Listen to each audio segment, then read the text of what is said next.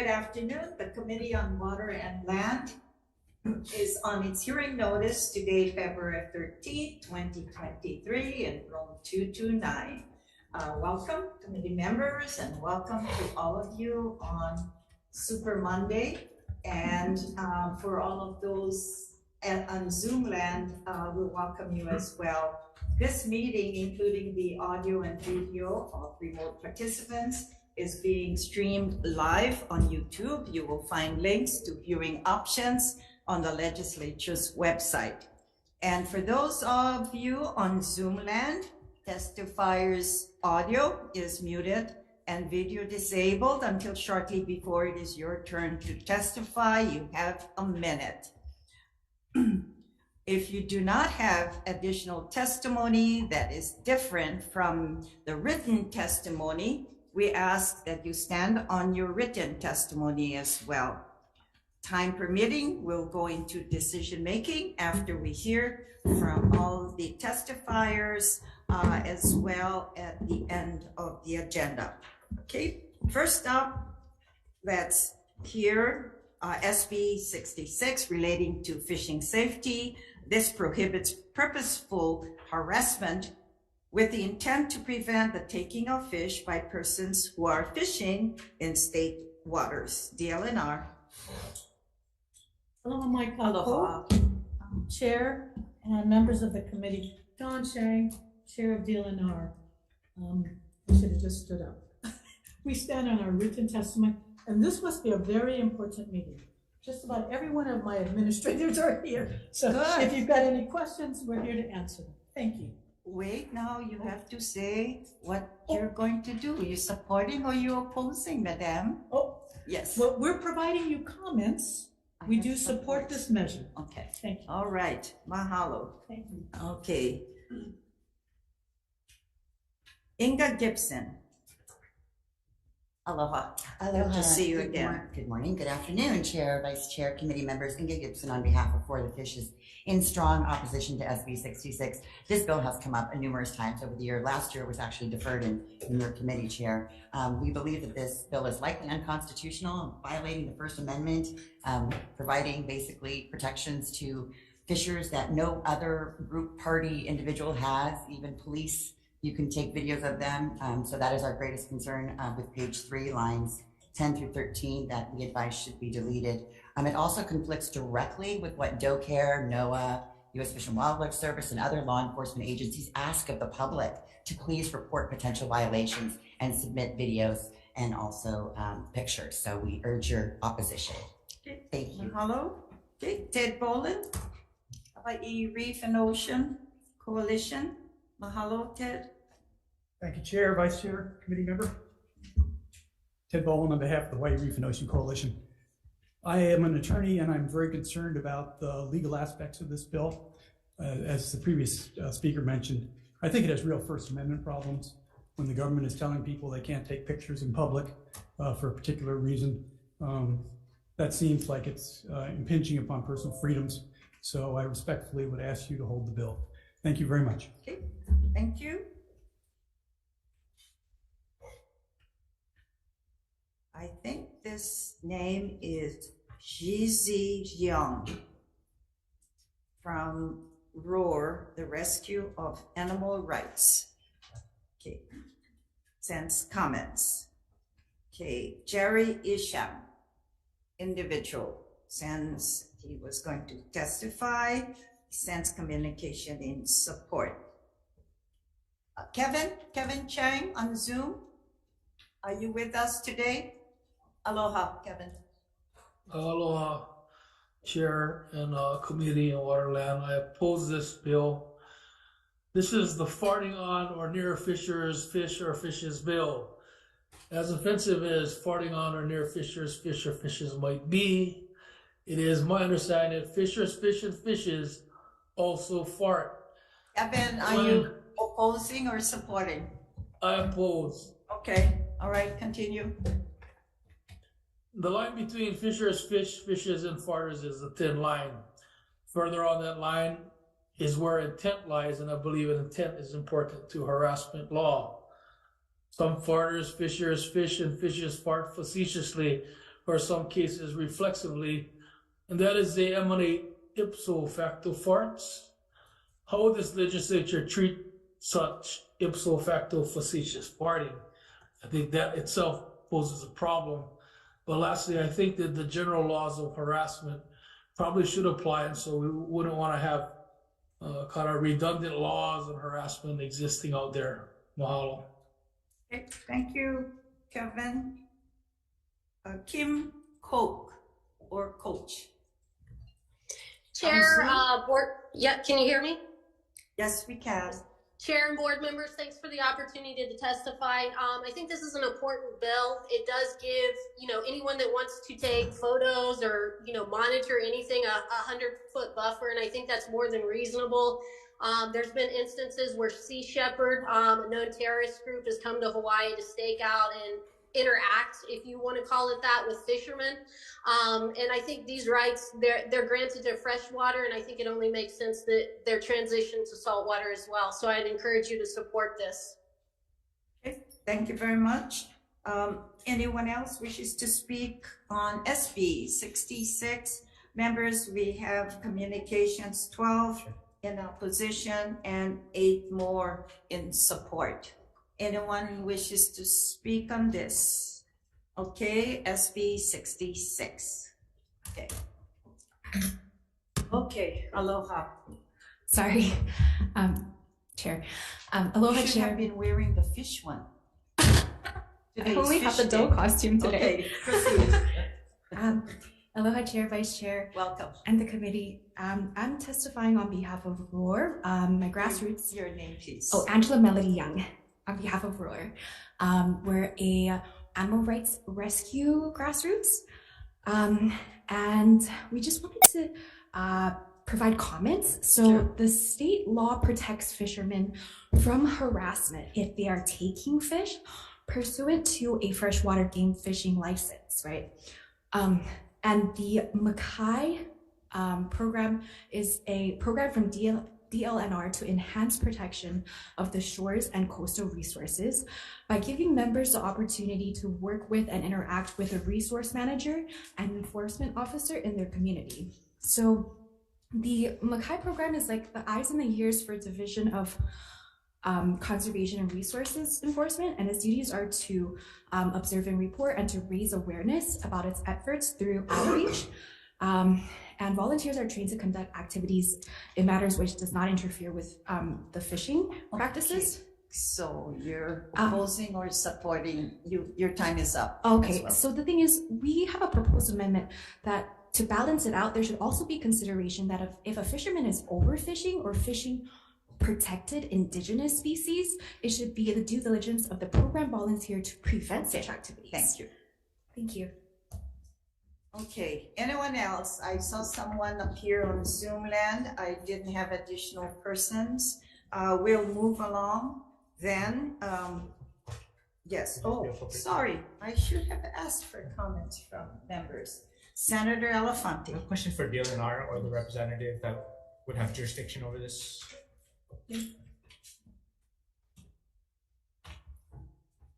I'm Mr. Sakota and Chair Chang. Could you explain to the committee, I'm not too familiar with, what is the Makai Watch program? Thank you, David Sakota with Division of Aquatic Resources. The Makai Watch program is a program where we educate community volunteers on how to observe and report incidences. And so they don't do any enforcement themselves, but they do outreach and education. And then if they see violations, they're trained on how to document and report it to DoCare. Which would also include taking photographs or videos if they were to document that. It could, yeah. Okay, thank you, Mr. Sakota. Thank you, Madam Thank Chair. you. Any further comments, Quick members? question.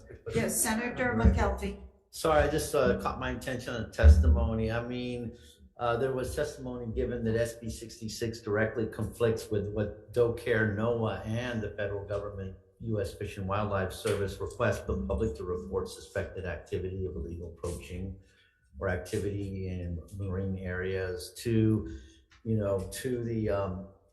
guys through your WhatsApp. You have an app you can submit videos and such to that. I mean, would you care to comment on the fact that it kind of conflicts with what you guys put out there publicly as well as your application to submit videos of illegal activity, as well as the fact it could conflict with federal law insofar as U.S. Fish and Wildlife Service goes with reporting illegal poaching activity? Sure, I'm not sure I see the conflict. It says, the proposed language says it shall not be a violation to take photographs or video recording of a person engaged in taking a fish, etc., while over 100 feet away. It doesn't say anything is a violation of by taking photographs. So there's no conflict that we see. Okay, all right, thank you. Okay, any further discussions? Thank you. Thank you very much. Mahalo. We'll proceed then with SB 1264, and this is relating to commercial fishing. It authorizes the LNR to establish limited entry commercial fisheries where appropriate or necessary to ensure certain commercial fisheries throughout the state remain healthy and sustainable while balancing the important economic role of commercial fisheries in the state. DLNR. Good afternoon, Good Chair afternoon. and members of the committee.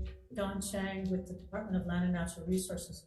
We support this bill and we stand on our written testimony, but are available to answer any questions you may have. Okay. Thank you. Mahalo. Okay. GZ Jiang, animal rights. Okay. Okay. Aloha, kaya Aloha again. Angela on behalf of Roar. I'm providing comments. According to National Geographic, a third of commercial fish stocks are being harvested at biologically unsustainable levels, and 90% are fully exploited, and National Geographic is quoting the UN Food and Agriculture Organization. So, for instance, the bluefin tuna has plunged 97% from historic levels due to overfishing of one of the ocean's most ecologically and economically valuable predators. So management tools have helped with balancing sustainability. The purpose of this act is to authorize DLNR to implement a management tool, the limited entry commercial fishery systems for depleted species. And the dual aim of efficiently utilizing this management tool is to sustain the marine resources. So Thank you. thank you for the opportunity to testify. Yeah, your time is up, and we do have your testimony anyway. Thanks, Angela. Okay, Kim, Coach. Are you on Zoom? Yes. And Hello. I'm sorry, are you Coke or Coach? Can you hear me? Yes. Sorry. I'm sorry if I admin- mispronounced your name. Is it? It's Coke. Coke like the Coke. soda, and I Okay, appreciate all right. your chair, board members, or committee members. I do support this bill with reservations, because I think we've learned a lot from Holamua, and having it be essential that fishermen are part of the process from the very beginning. So I just want to make sure that this bill doesn't circumvent Chapter 91 rules making process, and that the fishery that this might be implemented on, the fishermen are well engaged, and it's a group effort to further manage. So it can be a useful tool as long as the fishermen and the fishery have participation from the onset. Thanks, Kim. Okay, mahalo. Jerry Isham, in person, sends testimony in support. They are 6 other supporters that sent in testimony, one in comment with comments. Anyone else wishes to speak to SB 1264? Okay, hearing none. Members will comments or questions. Anyone? Okay, we'll proceed then with SB 44, and this is relating to the State Water Code penalties. This adds a minimum penalty of $50 per violation of the State Water Code, and makes each day that a violation exists or continues a separate offense. A DLNR. Good afternoon, Chair and members of the committee. Don Shang with DLNR. We strongly support the intent of this bill. We've offered some comments and amendments, but we stand on our written testimony. Okay, thank you very Thank you. much. Okay, we have no one else here that sent testimonies. Anyone here in person wishes to speak to SB 44? Okay, seeing none, hearing none, we'll say aloha to that one. We'll proceed with SB 1377 relating to water pollution control. And this revises Chapter 342D HRS to add wetlands to the definition of state waters, clarifies the Director of Health's role as a certifying agency, including enforcement of water quality certifications, and increases certain statutory civil penalties. Okay. Department of Health. Aloha. Thanks for being here. Good afternoon, Chair, Good Vice afternoon. Chair, committee members. The Department of Health stands on our written testimony and strong support. I'm Darryl Lung. I'm with the Department of Health Clean Water Branch, and I'll be available to answer any questions. Okay. Thank you. Thank you. Thank you for being here as well. Ted Boland.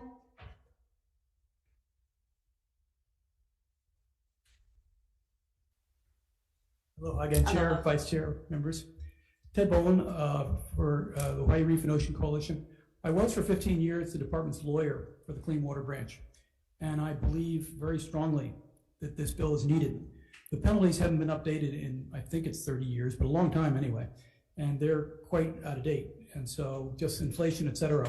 The most important provision of the bill, as far as I'm concerned, is to upgrade the penalties to 59,000, I think it's 780, something like that, to bring them into the present, and the other provisions of the bill are good also. So I urge you to adopt it, and thank you for the opportunity to testify. Thanks, Ted. Okay. Anyone wishes to speak on SB 1377? Okay, hearing none, then we'll move on to 1386. And this is relating to declaration of water shortage and emergency. Okay, this clarifies the conditions, manner, and areas in which the Commission on Water Resource Management of DLNR can declare water shortages and emergencies. DLNR. Good afternoon, Chair and members of the committee. Good Don afternoon. Shang, DLNR. We support this measure and we stand on our written testimony. And this is a governor's bill, yeah? Yes. Okay, mahalo. Thank you. Okay, members, any questions, please let me know. Okay, Senator McKelvey. Or Welcome. yeah. See where I'm going. Yeah. So you know what, my district, part of my district is now under a state water management area. And so would the powers in this bill allow you to go ahead and to basically address the issues of these private water companies that currently operate, some say kind of in a fuzzy area of the law and oversight? So Kalimani Deputy with the Water Commission. Under our water management area, we have the authority to regulate water uses via water use permits. Mm-hmm. The statute and recommendations here are really for emergency situations that are unknown and that come up randomly. So one of those in your district was the fire situation, where we had to kind of ensure that water in-stream flow was still managed while also helping to support the firefighting team on island and to put out the fire. Would this have helped in the Mahina Reservoir thing that came up, about a month ago? Yes, so I think the specific situation you're referring to, this statute wouldn't have helped in that situation. Most of the situation there, from what I understand, working and consulting with the county, was an infrastructure timing issue, and then low flows. So in one context, it does that we would develop a statewide shortage plan. In situations of shortage, we would be able to determine where water should be allocated, who are the priority users in various regions, and try to address some of those situations that way. Okay, thank you, Chair. I have a question. How is this shortage emergency sort of a declaration affect Hawaiian homelands? This would apply as well? Yeah, so water shortage in general, they would be a user like any other users throughout the state. Okay. And then we would coordinate with them. They are a public trust use of water, so we would want to and prioritize those uses as well as domestic uses, in-stream, water in its natural state and traditional customary practices. But we would coordinate with them in the shortage planning process. Okay, you remember you and I went to, many of us anyway, went to Waimea, Kamawela, when the fires happened on the lands of Parker Ranch and Mauna Kea. And it was, I think, on Hawaiian homelands.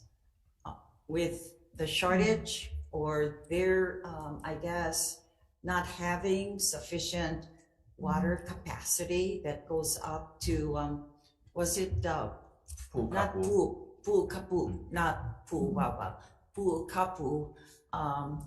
So having said that, if this measure passes, can we look at areas throughout the state? I'm sure there must be a study or something to the effect that areas that are not accessible, you know, to water areas, you know, what should we be doing going forward? Because I think I remember at that time, Hawaiian Homes was asking us for help, but it was pretty difficult because there wasn't a connection that went all the way up to the area.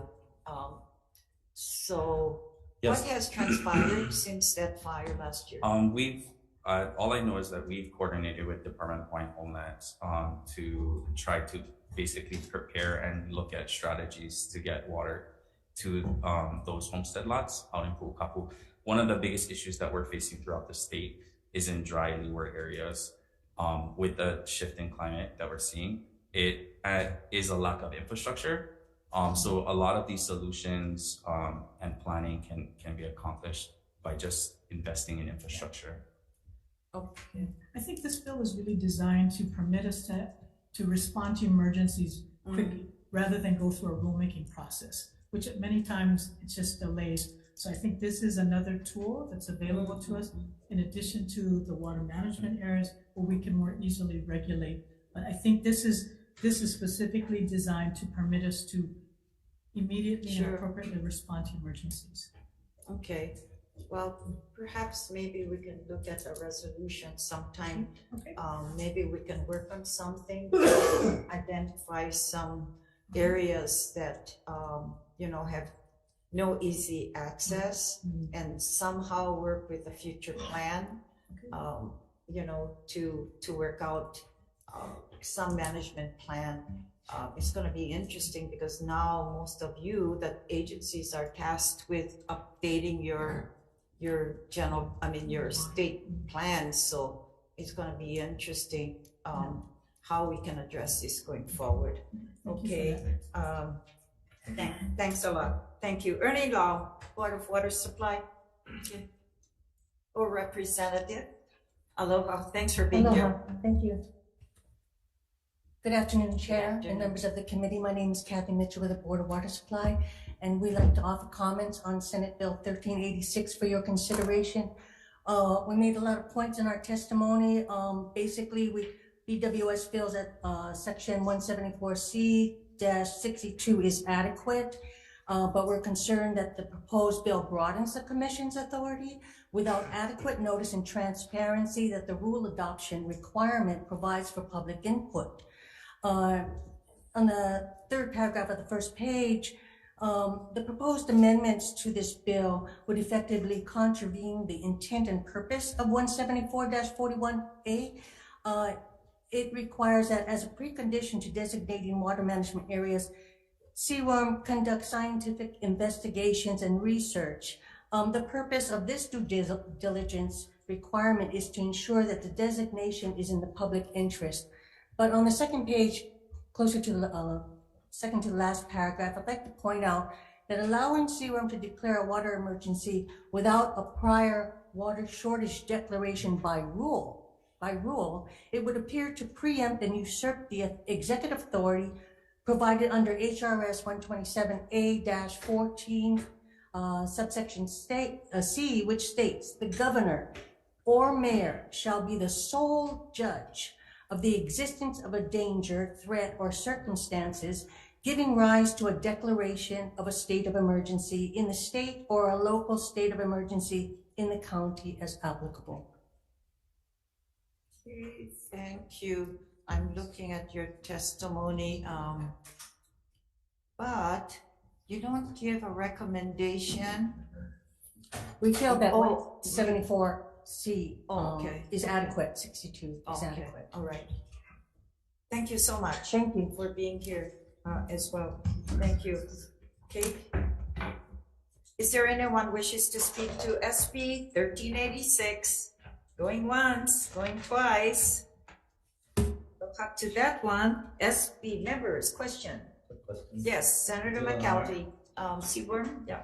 Or you heard Board of Water Supply's testimony.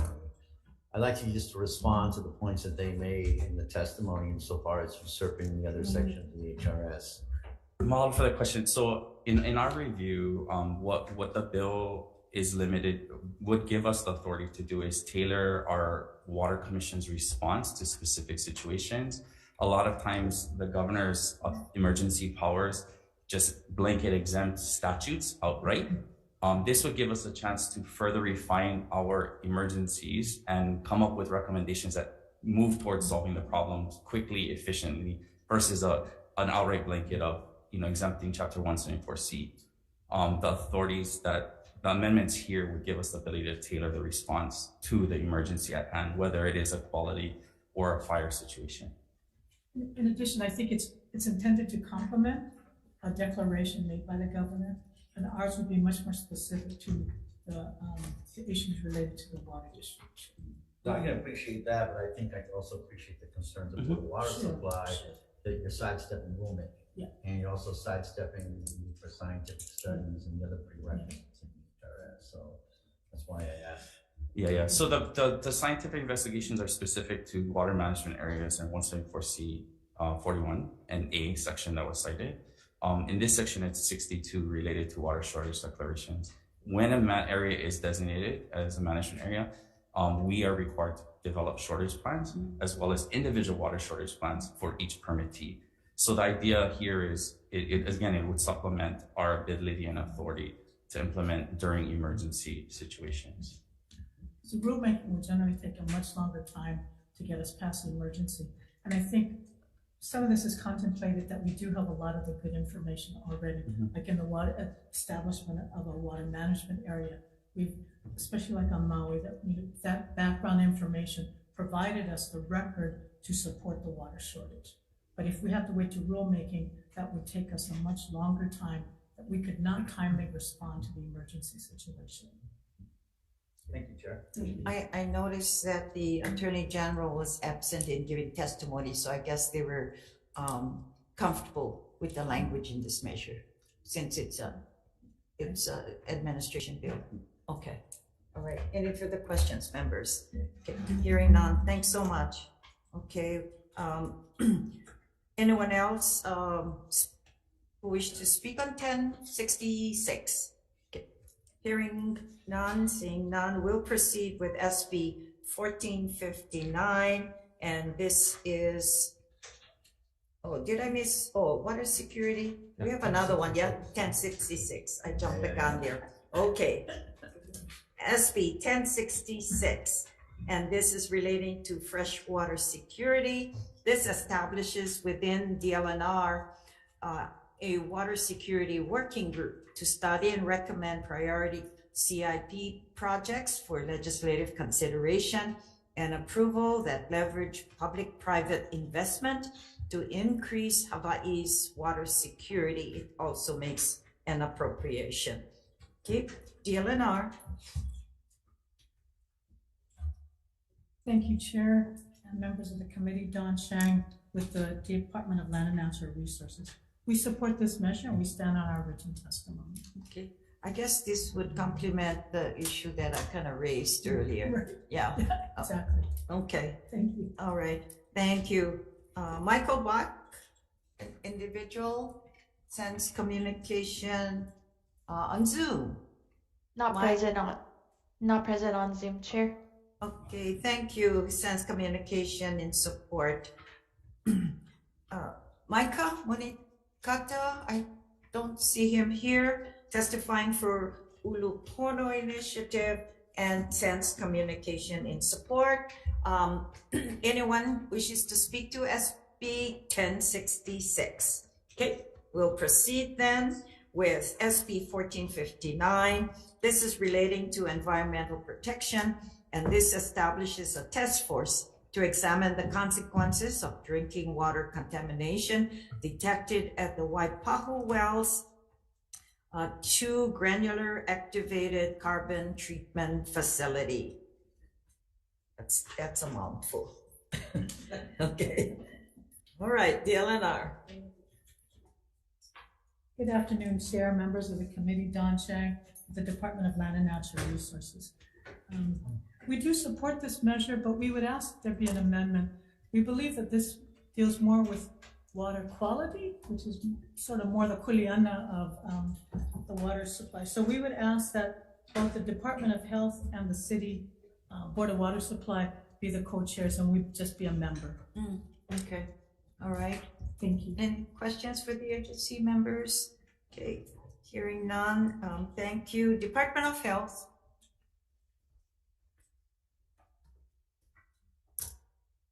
Afternoon, Good Chair, afternoon. Vice Chair, Committee on Water and Land. My name is Gaudencio Lopez, Department of Health, Safe Drinking Water Branch. The department stands behind our written testimonies to comment, and I'll be available if there are any questions. Okay, thank you very much, members. Any questions? Hearing none. Thanks for being here. Okay, Board of Water Supply.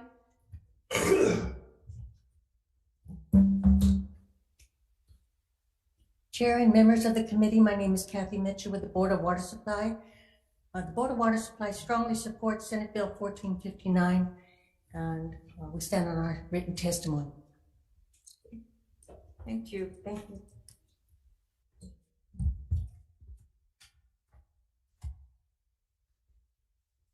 Democratic Party of Hawai'i, the Environmental Caucus, sends communication in support.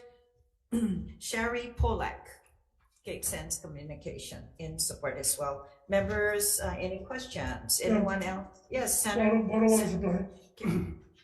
Senator Favela. It would have been good if I seen the bill on water brought up. So anyway, Board of Water Supply gave us a briefing on the, even though it's below, or maybe Department of Health can come up, it's below a certain standard, but they're still requesting us to use a filter. So I'm not sure on how we're gonna work this out, because if Bottled Water Supply telling us that they got information from the Department of Health, you know, I used to brag that Ever Beach had the best water in the world, and now our water is getting contaminated, and I heard from the Bottled Water Supply it's gonna get worse over the years. So is that true? Any of you? The Board of Water Supply has tested its water, and there are low levels. We are aware that the military is doing a risk assessment all across the country, and all military installations in Hawaii. And to what the levels are, we don't have that data right now. Yeah, so let me share with you guys, since you don't have it. They told us it's nothing to do with the military, it's because of the products and the things that we use that have this chemical inside. And as we use more of these products, it's going to be getting into our precious water stream and our precious water. So that's the reason why I wanted to know, and I'll bring it to you, Chair, so you can have it too. So Bottled Water Supply gave us an instance of the volume of what's in the water. But what I'm saying is that if Bottled Water Supply and the Department of Health don't know where it's coming from our water wells in Waipahu, then how can we prevent it?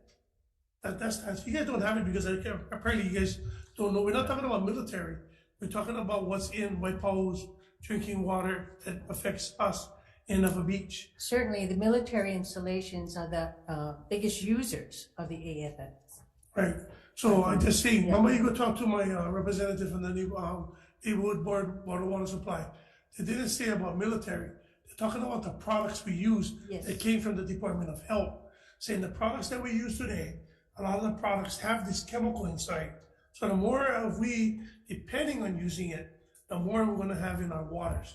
Not just in the Honolulu or the Waipahu water well. It's abroad. So I'll just bring that for the chair so that where does this thing go from here, WHAM? I'll make sure the WHAM chair has it. Because it's a problem when they're telling us that we need to use a water filter. How are you gonna tell people in Never Beach to use a water filter? What kind of filter? Can I afford the filter? Those are the things that we, Bottled Water Supply, Department of Health, should be protecting us. Not telling you either that or we make a bill and you guys provide everybody in Waipahu and Never Beach with water filters. Like you do with the lake bowl. Oh, sorry, okay. But anyway, I'll give you guys the information because apparently you guys don't have it. Because it's nothing to do with the military installations. That's what he told us. Okay, thank you. Just to add, Senator, you should taste the Hilo water.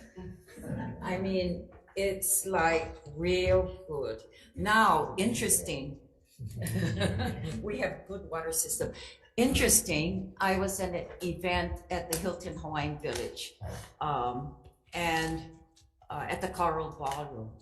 Do you know that Senator, I could hardly drink the water. There was so much whatever chlorine in that particular water. I put the lemon into the water, but it still was not good enough to drink. I drank the tea. But anyway, and you know what? Some of the people at my table agree with me, and there were some from here and half was from Big Island because it was a nice event. But yeah, it was actually real strong. And you know, I have my condo here, my apartment at Salt Lake, but even the Salt Lake water was a little better, much better than what was at the Hilton Hawaiian Village. But just to share that, I guess they probably do their own, don't know. Chair, may I comment? Yeah, name please. Gaudencio Lopez, Department of Health. The EPA will be setting an MCL level or maximum contaminant level this year. And that's only for two compounds, PFOS and PFOA. There's thousands of different PFAS compounds out there. The PFAS compound found in the border water supply wells, Makakilo as well as Waipahu, will not be regulated at this time, but they were very near the detection limits of 2 to 3 parts per trillion. And the residuals of other could be byproducts of other stuff like from stain resistance, waterproofing, even your food wrapper can have it in there, right? Like the old style. So it's ubiquitous in our environment, and we're just researching that at this point. Okay. Good, thanks for sharing that with us as well. Okay, yes, thank you. Any further comments on SB 1459? We'll proceed with SB 790, and this is relating to protection of streams, and this prohibits dispositions that authorize diverting water from East Maui County streams for commercial purposes, except for existing water uses by the Maui County Department of Water Supply. DLNR. Good afternoon, Chair and members of the committee. DLNR opposes this bill. I realize that everybody's very frustrated that these water permits have not been issued, but we believe it is DLNR's board's trust duty to continue to manage the water, so we are opposing this measure. Okay. Thank you. Thank you. Okay. Farm Bureau. Aloha, Brian. Thanks for being here. Thank you, Chair, Vice Chair, members of the committee. Brian Miyamoto here on behalf of the Hawaii Farm Bureau. You have our written testimony in opposition. We respectfully oppose this measure. We do strongly support the protection of Hawaii's natural resources and the sharing of these precious resources for the benefit of all of our residents. This bill actually would prohibit BLNR from approving water permits for commercial purposes. Farming and ranching are commercial. Majority of farming and ranching commercial. So this could really cut off the water for our Maui farmers. This would eliminate or could eliminate water for 20,000 acres that Mahi Pono has under production. In a time where we're trying to increase our food production and grow agriculture, this could really hurt, especially our farmers and ranchers on Maui. We do agree with BLNR, and we want to allow them to continue to exercise their statutory authority to issue water permits for Hawaii's farmers and ranchers. We respectfully ask that you hold this measure. Thank you. Thank you.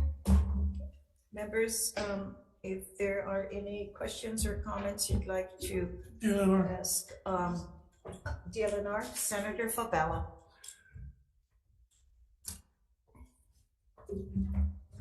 We can understand the usage of commercial and farming and to that effect.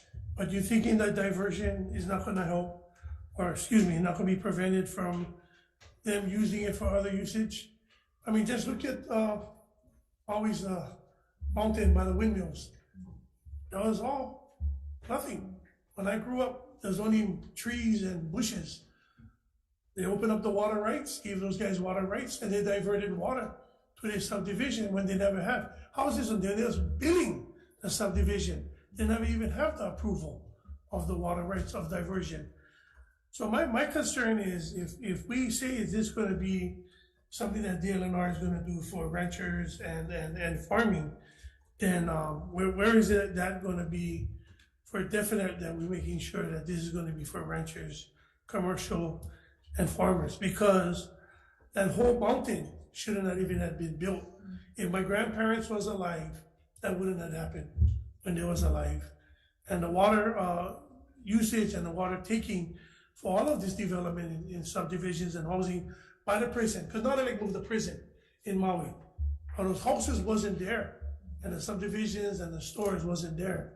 But again, we keep opening them up. The reason why I'm saying that, you guys don't want to have another Oahu. That's what's happening on Maui. It's getting worse than Oahu with the billing. So even though I am in opposition to this bill, I just want to know more clearly how we're going to making sure that this goes to the people that it's supposed to be going to, like how you guys said, the farmers. Yes, thank you, Senator Ian Hirokawa with DLNR. I think we can address that issue. There's multiple sort of avenues to address it. One is that the current revocable permits that they're on are limited to agricultural and domestic use by the existing domestic use by the county for upcountry agricultural and some very small historical uses. There's nothing in there that allows for development, to facilitate any major residential commercial development in the current permits. Hopefully, with the goal to transition into a long-term lease, the final environmental impact statement had the same purpose. So residential or large-scale commercial was not put in, as contemplated as part of the uses for the water, and the long-term lease would, limit the same purpose. So I think there's quite a few safeguards to prevent, I think, what you're concerned about. One other one is that, so if this measure passes, is it going to affect any of the farmers now? I believe it would. It would, and it would affect, and the current water users, arguably future potential water users, because it's a blanket, it's a blanket sort of prohibition. And, we also note that it might affect even upcountry Maui's ability, the DWS, to service its customers there. If you kind of such a severe, restriction might even affect that. So yeah, I believe it. Yes, I believe it would. Okay, one follow-up. The reason why I bring this up is because when I visit Maui not too long ago, all these areas that's supposed to be agriculture and the water is diverting, it's a big dust bowl. And I was told by residents in the area that the farmers is not farming all of the acreage even though they have the water, because their thing is that if they can show that they fail in their farming, that they can go ahead and put in a permit for residential. I don't know how long it's true. I don't live on Maui. I'm not part of the politics on Maui. But I just don't want this to be that later on they're going to say, hey, we tried. Can I grow anything over there? Since sugarcane or pineapple. Will it try something different, and then they divert and make these things and cut them up into small little subdivision lots, like they're doing in the rest of Maui. So I just wanted to make sure if this thing goes forward or don't go forward, that we can start protecting the ag land and the agricultural land. Yeah, just to respond, I think at minimum, anything like that would require a new, I mean, if that were to happen, that would require a new, totally new EIS to be done to, you know, account for those uses. Not to mention too, the land board would have to review and approve, you know, that a disposition for that use of water, and I'm sure there would be, I mean, I don't think I'm wrong to say there would be a lot of public outcry with doing that. So, you know, I think again, there would be procedural hurdles, to say the least, to even contemplate that. And this measure, I believe it's only in relation to the geography of East Maui, East Maui streams. Yeah. And I think, in all due respect, I think, senators, that this bill is just frustration because we haven't moved fast enough. I understand, but I don't think this is a solution to just have us not issue on any. I think we are trying to work as quickly as possible. We now have an EIS. We're working with, I think CWORM has come up with a framework for how we distribute. So I think we have a better process in place. We know that the community is watching over us, so it is important that we're timely proceeding. But we also don't believe the solution is to just take this away from the board. We have to trust the public trust duty. We understand what our responsibilities are, so we would just ask that you not pass this measure and permit us to continue to do the work. Okay. Thank you. Thank you. Okay, thank you. Yes, Senator McKelvey. Talking about Maui here, obviously. Well, I kind of disagree with the assertion that this would prohibit the Maui Water Department from issuing current customers in a country area when the bill clearly excludes the Maui Water Department from its purview. I introduced the bill based on the frustration that Senator Favela talked about with fugitive dust, with all of the topsoil and dust that continues to blow over the top of my district from these acreages which are not being utilized at all. I also, you know, there's a lot of concern that the acreages in central Maui for which the water is being used is basically being, I'll just be blunt, is being used to transplant sunkist from California to Maui and grow grapefruits and oranges and other types of products when there appears to be no type of impetus for food production or other kinds of diversified agriculture. That being said, Director, I'm glad to hear that you understand the pressure of the community and they're going to move forward on an environmental impact statement, but I hope as your EIS will be global in nature and will explore the topsoil issue, which the the other Senator Favela discussed on there, but also in keeping in mind that water management areas for Maui are being rolled out because of the water shortage, the loss of rainforest foliage in the upper mountains, which is less precipitation, and the East Maui streams are also under stress too. So I think that was the frustration in addition to the others you mentioned, but thank you for allowing me. Sure. I appreciate that. Okay, absolutely. Yeah, I think the chair erred in calling Russell. I see him on Zoom. Is that additional? No. Okay. No additional. Similar. Thank you, Senator. All right. No All additional. right. Okay. Thank you. Thank you. All right. Jason Watts, Mahipono sends communication in opposition, and members, we have 3 support communications as well on this measure. Anyone wishes to speak to SB 790 here in the room? Okay. Hearing none, then we'll proceed with SB 1064. And this is relating to dam and appurtenance safety. And this establishes the dam and appurtenance loan and grant programs for plans, designs, construction, and equipment that is used to improve deficient dams and appurtenances as determined by DLNR and approved by BLNR as well. Okay, DLNR. Thank you, Chair, members of the you. committee. Don Shang with Department of Land and Natural Resources. We have provided some comments on this measure and some potential amendments for your consideration, but we stand on our written testimony. Okay. Thank you. Okay. Thank you. DOTAX, Department of Taxation. Aloha.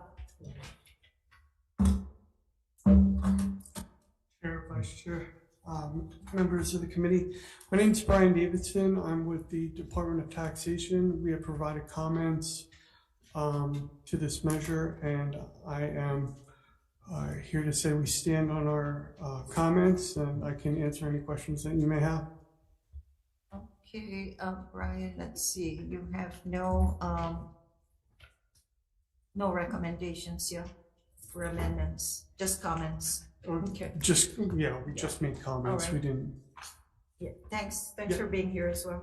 Okay, Louis Salaveria with the Department of Budget and Finance sends communication in just comments as well. Members, any questions on SB 1064? Okay, Brian. Oh, sorry. I apologize. So small you can barely see me back there. Thank you, Chair, Vice Chair, members of the committee. Brian Miyamoto here on behalf of the Hawai'i Farm Bureau. I'm not sure if you do have our written testimony, but we do support this measure. Thank you, Chair. Let me just start off by saying public health and safety first and foremost.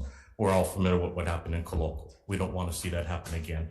However, these dams and reservoirs play an important role, not just for agriculture, but also for drought mitigation, flood control, wildlife habitat, and even for wildfires. We see more and more. They provide water or can provide water to help wildfires out in rural areas. So we don't want to see, because of the dam rules and safety rules, our dam owners and reservoir owners decommission because they can't afford to maintain the compliance. So any opportunity to support our dams and reservoir owners, we greatly appreciate. We need this water source.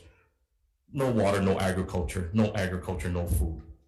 So we do ask for your support for this measure. Farm Bureau did actually submit another bill asking for at least a task force, because this is an important measure. We see and the legislative support for the Wahiwa irrigation system and the cost upwards of over $20 million. So we can see that in other systems across the state. So thank you for the opportunity to testify in support of this measure. Thanks, Brian. Members, any questions? Okay, Senator McKelvey. For you and I. More on the next bill. No, okay. So yes, Mr. Director. Real quickly, you have a recommended amendment wanting to add the words removal into the bill. Don't you think that runs counter to the whole intent of the bill? I mean, right now, dam owners are removing dams and decommissioning them, to Mr. Miyamoto's testimony, because of the laws we passed when I was a freshman legislator due to Koloko. And while the public safety was, obviously laudable, we're losing these dams and reservoirs. So wouldn't putting removal in there to allow a tax credit for the removal of these important apparatuses kind of run counter to the whole bill itself?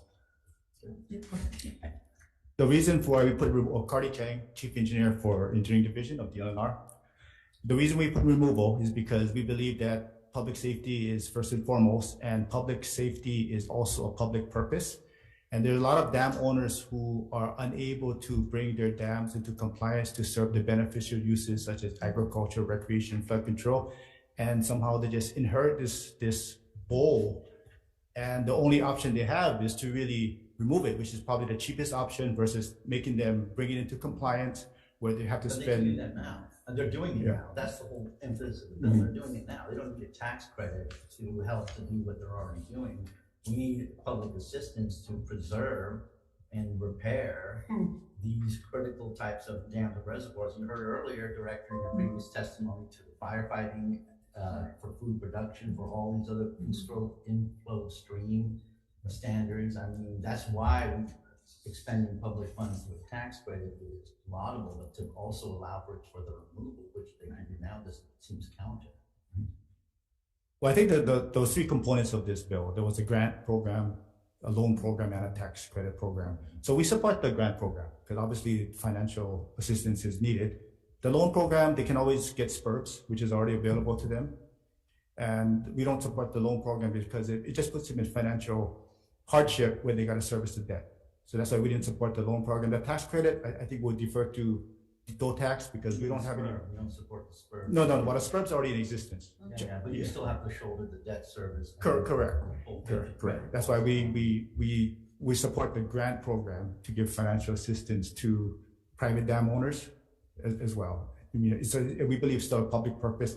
Whether these private dam owners can actually borrow enough money or get enough grants to bring their dams to compliance, that's really a owner's choice. It may not be necessary within their system to provide the water, and we know certain dam owners just don't want to be in the dam owning business. They just want to. They don't have to. They can do Yeah. it now. But the idea of this assistance in this bill is to help them repair and improve and remediate, so we stop losing all of our dams. It's happening all over our islands and neighbor islands and everything. So it runs counter again to the whole intent and the spirit of the bill to allow for funds to be used for. But I think, Senator McKelvey, it's also intended to provide us with the landowner with different options, because it may be in the best interest to remove the dam, and they may need funds to do that. So I think that's what this is intended to do. I mean, clearly, in those areas where the dam is critical to agricultural use or to continued use, that would be the preferred choice. But in some cases, some of these owners are inheriting something that was based upon a very historic use that may no longer be appropriate. So I think all this does is create options for them and a potential funding source. Removal is also very expensive too. It's not cheap to even remove a dam, and some people don't have the financial wherewithal to even do the studies to remove it. It's not like you just go out there and cut a hole in the dam. It's very costly just to even remove dams. And you're making a recommendation for language as well. The remediation or removal. Right. Yeah. That's correct. Okay. And I think I remember several years ago, there was an applicant for a special purpose revenue bond with regards to a dam. But hopefully, I think, we heard it, but you never know if they actually were successful, because special purpose revenue bonds application process is not that easy. It's brutal because we can pass measures here, but that's only the first step. But then by the time it goes through the process, going to budget and finance for its financial picture is another story. So this, I think long overdue to assist those that do want to either remove or do some remediation. Because as we look at the dams that was created many, many years ago, now you have generations, and the generations may not want to, keep a dam because they have different occupations and not in farming or whatever. So, you okay with your answers, your responses? All right. Yes, Senator Allen. Thank you. I was just reading through the Bill Tax's testimony. I know there was a representative from here, but do you have, this question is for you folks. Have you had an opportunity to look at their testimony, their written testimony? I think they said something like defer to DLR. Yeah, so the specific questions that I had specifically had to do with requests for third-party certification be maintained. And also it goes on to say about a deadline for taxpayers to submit their information to DLNR. Do you have any ideas or suggestions on those particular questions? I think the reason why we deferred to DOCAS is because we have no expertise in issuing tax credits. So I'm not even clear on those questions. Because I know in your testimony you have a request for also additional positions and funding, right? That would be attached to this bill. Okay.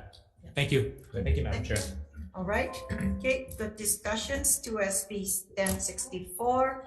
Anyone else wishes to speak to this measure? Hearing none. Members, we're doing good with our time schedule here. We've got 3 more bills to go. Oh, no more. All right. More coming on the next page. SB 1153 relating to Honolulu Bay, and this establishes the Honolulu Bay Special Fund for conservation purposes and the upkeep and maintenance of Lipoa Point. I think this is your bill. Okay, all right. DLNR. Okay, thank you. Because I'm going to testify. If you want, or we can just cut right to the chase. Yep. Chair. Don Chang. Good afternoon, Chair, members of the committee. Don Chang with DLNR and Kurt Petrella, Administrator for State Parks. We are opposing this measure because we have an ongoing process, but I am sure Senator McKelvey and our administrator will engage in a good discussion. Oh, yes, we will. Oh, Okay. yeah. Okay. So do you want to start with questions or? Let's hear from you. Okay. Let's hear. So we appreciate the intent and we do understand the frustration of how long it's taken to get some kind of management strategy in place at the POA. And as Chair says, we're still going through the entitlement process for Chapter 343. We are doing the EIS. Contrary to the bill, there's been a lot of public engagement, but it has been sporadic, which I think might be part of the frustration. But you have to keep in mind, we solved the primary problem. We preserved the open space when we supported MLC, Maui Land and Pineapple in the acquisition. We didn't specifically want to grab the property, but it has remarkable scenic viewpoint value, and it's still prime ag land, absent the water problem, because it's all zoned agricultural except for the shoreline. So the challenges we have at the department, in addition to just going through the 343 process, is this touches upon a lot of different program jurisdictions. You have the MLCD, and David Sakota's here, but DAR just recently, with your support, passed the bill, which I think goes into effect next year, where all passengers of commercial vessels will each pay $1 that'll go into a DAR special fund. So I know the Ocean Coalition guys at previous hearing didn't like that provision of the bill. It's all under the unencumbered land division, so it's not part of state parks. What we're looking at is during the planning process and fundamentally saying, what does the community want? We know they didn't want the resort, so we solved that one. We do know that it just gets hammered on that dirt road, particularly when there's a swell, when the surfing, meets come up and whatnot. And I assume, like all of our other beautiful spaces throughout the state, as we start changing the management paradigm, like we did at Waianapanapa, where we start shrinking patronage, they're going to go somewhere else, right?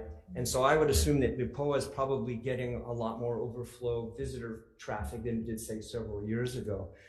We would prefer to run through the EIS process. This is a very ambitious bill. It unpacks a lot of additional administrative oversight and whatnot. It may or may not ever be part of the state park system. My personal preference in process is to see if we could partner with a private party to lease it for management, as opposed to having government do it once we complete, the EIS. And it's still prime ag land. It was pineapple. If we could solve the water delivery problem, which I think is costly because Maui Land and Pineapple decommissioned their water system. So there'd be a heavy lift on CIP to restore water to it, but it still has value for agricultural use with the marine life conservation and the trail that goes down to Honolulu Bay.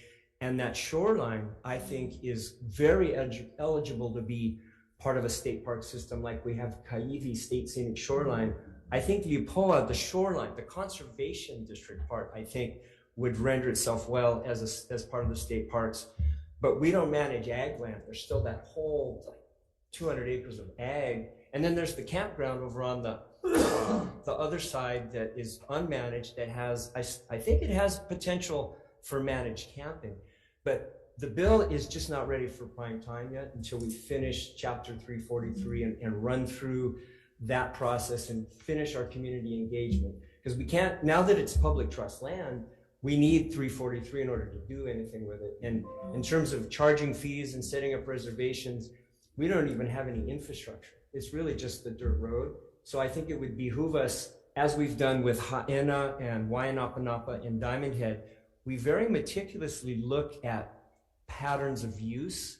And when we set up advanced reservations or when we set up limited access, prior to doing that, it's real important that we have a parking vendor on hand that's been managing it and counting, so that when we set up a capacity, we do it right the first time. And we've been very fortunate, Ha'ena, Waianapanapa, now Diamond Head, because of that meticulous observation of use is working good and generating the income, which I agree, I think Honolulu Bay has a total capacity to become very self-sufficient in terms of management once there's some revenue stream set up. But it's kind of chicken or egg. I think we need to get the planning done and set up some basic infrastructure, and then we could look at whether or not government should do it, or we put it out to lease, whether or not we bifurcate the ag land, see if there's a method to get water there versus the conservation district. And I know I went over my 1 minute, so I'm gonna stop.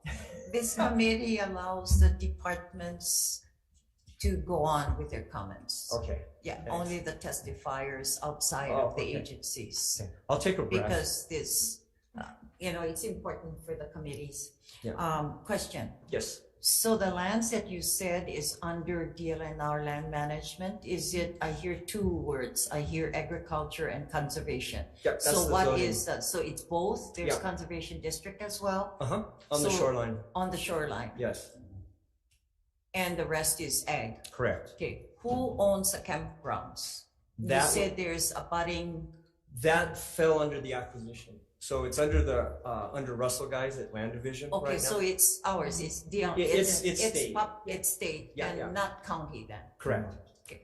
We talked to the county, they weren't interested in managing the campground. No, but they are supportive of the bill because this sets up an apparatus. It Okay, does. this sets up a structure.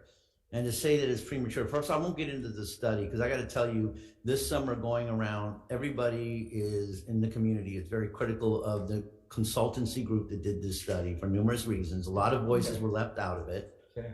You have a lot of visitors that are using the valley floor portion. It's sometimes more crowded than McKenna is with people flooding in there. And like other management things that are going on with DLNR in visitor management, it provides a way for management and revenue generation. The idea of the special fund was to trap some future type of revenue generation that would occur. I will admit when the bill was drafted, I didn't know about DARS 2024, which is why after meeting with the different groups, I said, okay, if the chair is so inclined to move it, to amend it to remove that portion, I was fine with it because of the fact that there is an income stream. But a special fund allows us to direct things, because the second biggest frustration is the lack of requested funds for the area and the lack of activity. That erosion road is completely becoming more and more eroded with the drainage and everything, and there's no funding, there's no type of any kind of positional or funding support to go ahead and do some kind of restoration to it. You have illegal dumping going on in the agricultural area. You've had numerous civic groups who've come in with the assistance of Maui County and the county council funding dumpsters to continue to clear over and over again the illegal dumping that continues to go on, yet no funding support from DLNR for those activities. So you have all of these, we don't see any money coming in. We don't see any type of plan to fund and correct these things via the coastal road. No type of plan insofar as, okay, potential visitor generation. So this bill sets up a structure for all of that to be in place for when the EIS is done, to hopefully not have to then go, okay, we're going to now set up a structure. The EIS, we have a structure, you have a special fund. Hopefully future DAR funds can come to it. Hopefully monies can come for the kinds of immediate activities that are needed along the coastal road. So that's kind of where the impetus comes from. And for the consultants and the plan, there's a lot of criticism, which is why the idea of having some kind of advisory committee just for you to work on both, not now, but in the future, moving forward, to be able to roll out, like you said, a framework for a visitor management plan, a framework for MLCD. So it's about setting up a structure. It's not to be like, okay, we're going to cut you off at the knees insofar as 343 goes. Sure. Can I ask, did you say that there's a lot of visitors going down there as well? Are there access? Who maintains access? Not state parks. I don't know if Land Division, Okay, so that is why you're. This is why the idea of trying to forward, working to develop that kind of program, in that area to manage the impacts and generate that. Yeah, that's good discussions. Senator, perhaps you could do a resolution going forward, and then do a resolution doing the study, because it seems like it's more complicated than just creating the special fund anyway. So there's so much to do. Why don't you work on a resolution? Hopefully get the support of the administration. Yes. and Yep. All right. I would be glad to work with you on a reso that, because what you're looking for is setting up direction. Right now, it seems like a rudder snap, and we're just doing EIS. Meantime, the place is getting love to death. So we hear you. But, and I'm adamant, it still has ag use value before we pivot into the visitor management part. There's room for both, but it is prime ag land still yet. But we need funding for that road, for instance. Like, there's immediate stuff that needs to happen now that all we're asking for is the department support for funding to do these maintenance activities. And that's what roads are built to. How's the waters? Is there water? No, along the coastal road, we talked about the type road right there. Yeah. It needs maintenance. But you need water. So No, not water Only infrastructure. only for ag, and if we do comfort stations. If you're going to consider having access and to the beach, then you're gonna have facilities and you're gonna have. No, there's an existing road now anyway. I don't know. Okay, all right. You go do our reso. All right. Okay. Okay. Thanks. Thank you. Okay. Yeah. Okay, Hamoku. Thank you. Thank you, Chair, Vice Yes. Chair, members of the committee. The Ahamoku would like to stand on its testimony of support with amendments, and I'm speaking for Drusilla Kaina, who is the Honolua Ahupua'a representative for Ahamoku. She's on the commission. No, she's the Ahamoku. Ahamoku. Oh. Yeah, for the Moku. Oh, for the Moku. Yeah. Okay. All right. Okay. Thank you. Thank you. Thank you so much. Members, don't forget, if you have comments or questions you'd like to ask, just alert me. Brian Ho testifying for Peter Wood and Inka Robin of Kapalua Kai Sailing Inc. and Crystal Seahorse Limited. Aloha. Chair Inouye, Vice Chair, members of the committee, thank you for providing me an opportunity to speak. We oppose Senate Bill 1153 for the reasons outlined in our written testimony. We would like to incorporate the comments of DLNR. Honestly believe that it looks like there's a program in place where the threats and the problems that are causing damage are being assessed and addressed.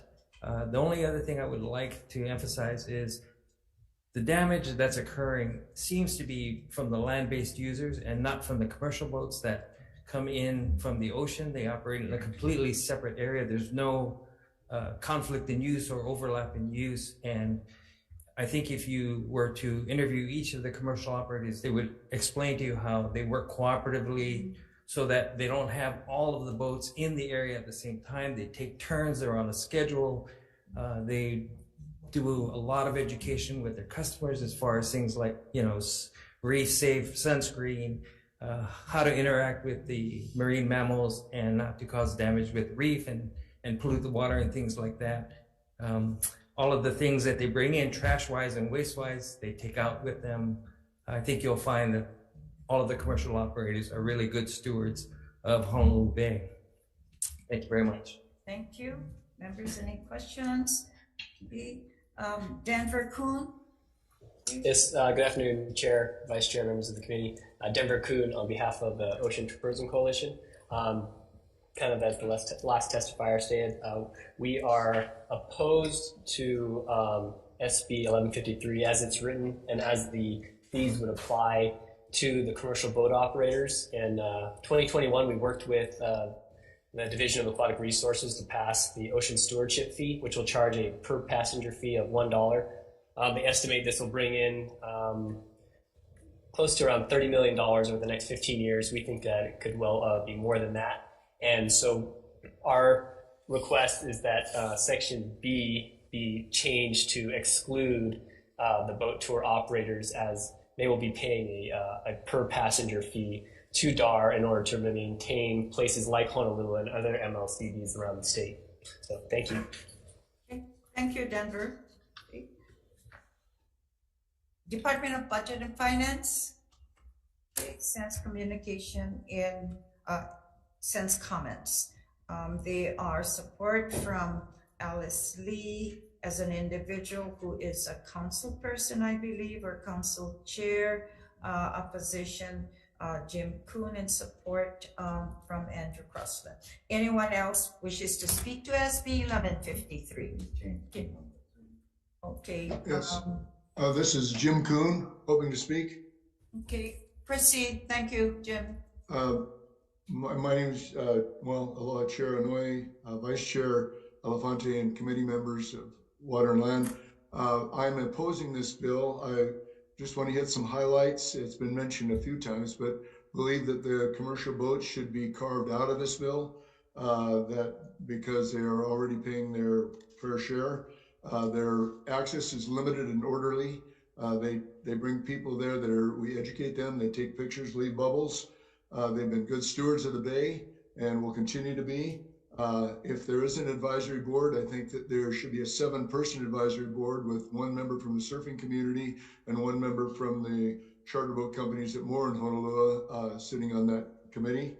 And we cherish Honolulu Bay and the land surrounding it. We've been strong supporters in the funding to acquire the land, and it is in all of our best interest to keep it a pristine and beautiful place, but the marine activities can be adequately controlled by DAR and the land base by the Parks Department, in our opinion. So, thank you.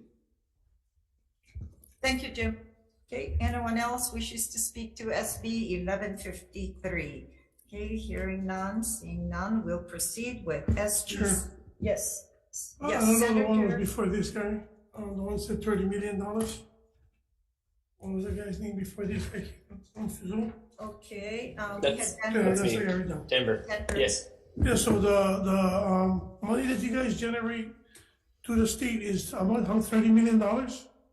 They said there was one study that said, we think it's not on the low end, but one study said $30 million over the next 15 years. And we think that's a conservative number.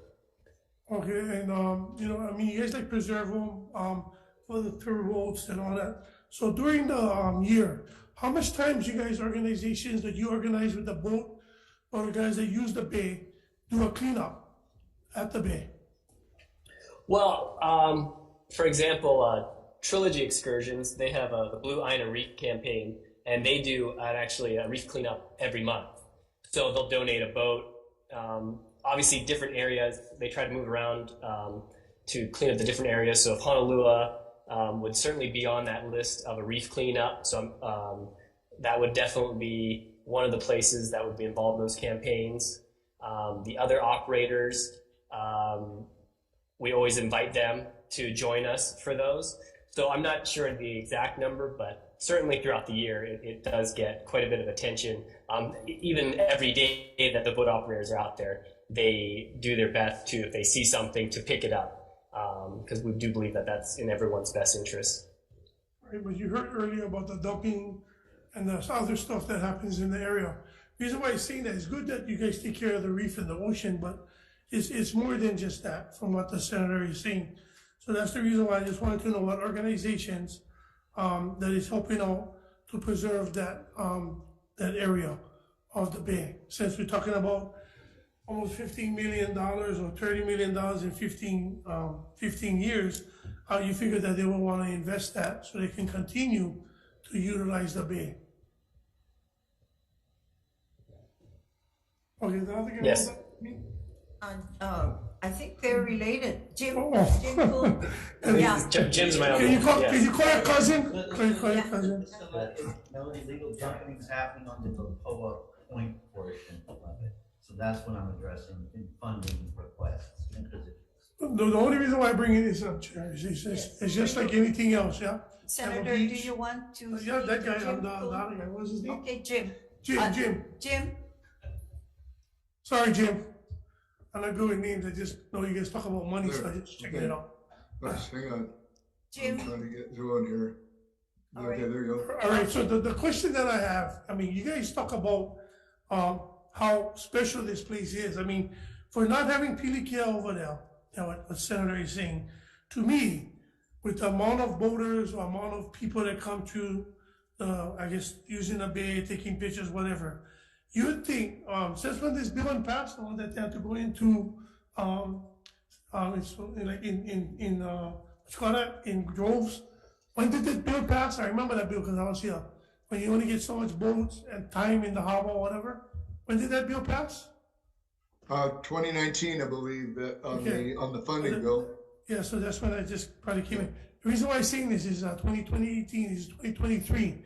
You guys didn't think to, not just you, I'm not just blaming you, I'm just saying the organization itself, even think to broaden their taking care of the bay moving forward so that you guys wasn't going to run through something like this because, you know, I feel for the senator from Maui and I'm all for this bill to have some kind of restrictions or some kind of monitoring on that bay unless we can find somebody, Lions Club, you know, any kind of club to do it because if you guys want to continue to utilize our natural resources and I say not you, no, not you in particular, but I'm talking about the organizations that use the boat tours and everything.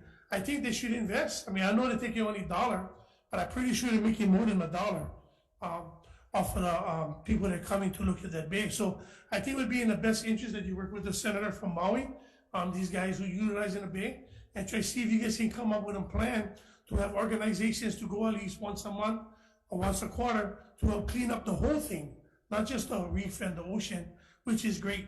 That's just my suggestion. Thank you, Chair. Okay, thank you.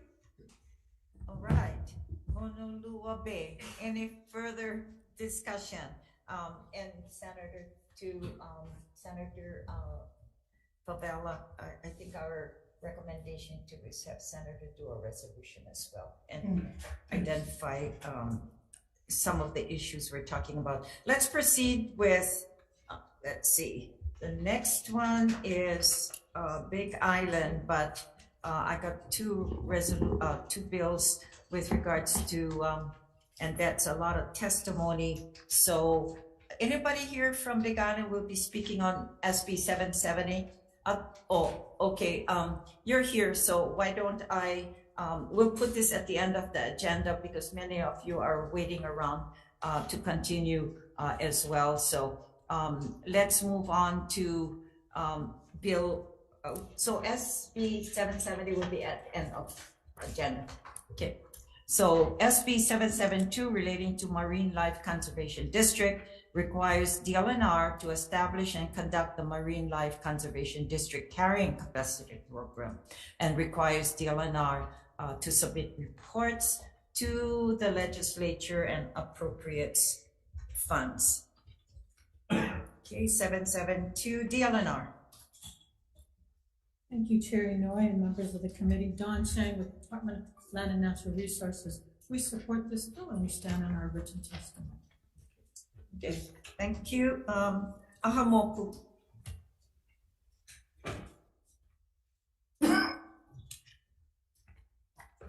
Thank you, Chair, Vice Chair, members of the committee. Leimana Damate for the Hawaii State Ahamoku. We support this bill and stand on our written testimony. Thank you. Thank you very much. Okay, Ocean Tourism Coalition, Denver Kuhn. Yes, Denver Kuhn on behalf of the Ocean Tourism Coalition. Good afternoon, Chair, Vice Chair, members of the committee. We are just requesting that we be included as part of the program. So in section 4B, we would just add that commercial tour boat operators would also be consulted with. We've done a lot of work with worked closely with them and DLNR before. For example, at Molokini in 2019, all the operators got together to reduce the number of boats there to 12 at any one time. So I think a lot of these solutions will certainly involve the commercial tour boat operators, and we would just like to be a part of the solution. Thank you. Denver, but you're in opposition to the measure, yeah? As it's written, I would just want to be, yes, I would like to be, we would like to add commercial tour boat operators in section 4, so that way we're included. Okay, Jim, you're there in IT, is Jim Kuhn? Okay, I see him. Yes. Similarly, Jim? Yes, Chair Inouye and Vice Chair Elefante and members of the committee. My name is Jim Kuhn. I echo Denver's comments. We, the stakeholders, the ocean tourism group needs to be represented here as well. And more specifically, from someone that actually utilizes, that actually accesses the MLCDs, and every MLCD is different. And that's the other thing I want to point out, that there's no one cookie cutter works for everyone. Some are land-based only, some are ocean-based only, some are land and ocean-based. There's many different variations of that theme, and each one has to be looked at individually. Thank you. Gigi, are you going to speak on this measure? Or Angela, which name do you prefer? Tristan Shou is my Chinese name, and Okay. Angela Melody All right. Young is an Continue American then, name. please. Aloha, Thank you. Chair, Vice Chair, and the committee. Angela, on behalf of ROAR, Rescue of Animal Rights, the purpose of this act is to propose a long-term management option to reduce the negative impact of humans on the health of marine life in the sensitive areas of conservation districts. The management plan is to conduct studies in the marine life conservation districts and to implement strategies in an efficient and effective manner. DLNR will amend the Hawaii administrative rules as appropriate and in accordance with Chapter 91 of the HRS. So there was already a study conducted called the Recreation Carrying Capacity and Management at Pupukea. And it was conducted by Hawaii Division of Aquatic Resources, Hawaii Recreation Impacts to Reefs Location Action Strategy Committee, and the Oregon State University. And the study assessed 3 sites. 1, Waimea Bay, 2, 3 Tables, and 3, Sharks Cove. Although the demographics and activities differed amongst the sites, the results that they found was that across all 3 sites, the education and raising awareness are effective strategies to address damage to reefs caused by humans. And then restricting the number of people allowed in the area was also a good management strategy. Because this study at Pupukea was effective, we should support more studies like this. Okay, and then thank you. Also, one last observation from the study was that they noticed the cleanliness of all the waters at all 3 sites. Thank you for the opportunity to testify. You were a late testifier, but can you send a copy for our records? I don't see it here, but I have you as a late. You have testimonies? Okay. All right. Okay. Thank you.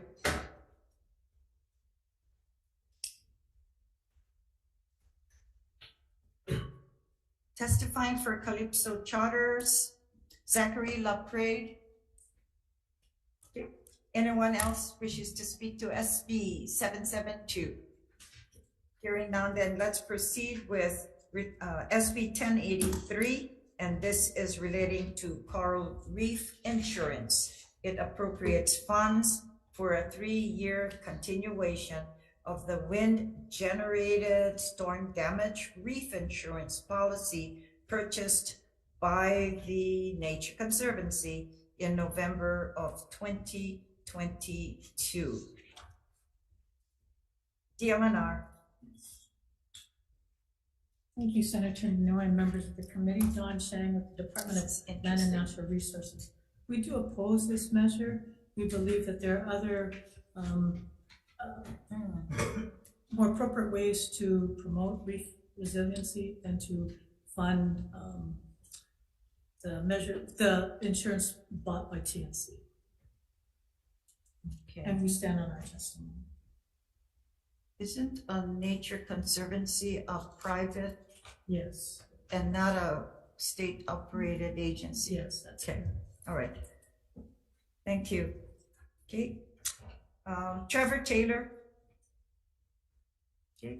Sends communication in support with the Nature Conservancy as well. Gigi, are you going to testify for this measure?